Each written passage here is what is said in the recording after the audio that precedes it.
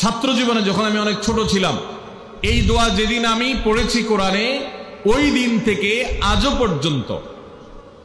পর্যন্ত আমার মনে হয় না আমার জীবনে 2 মিনিটের কোনো দোয়াও যদি হয়, 1 মিনিটের দোয়াও যদি হয়, মুহূর্তের দোয়াও যদি হয়, আমি এই দোয়াটা কখনো মিস করি বলে, জ্ঞাতসারে মিস করি বলে আমার মনে পড়ে না।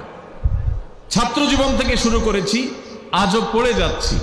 আলহামদুলিল্লাহ, আল্লাহর কাছে শুকরিয়া আদায় করে আপনাদেরকে বলতে পারি, এই দোয়ার সুফল আমি নিজের চোখে দেখেছি, আমি নিজে ভোগ করছি।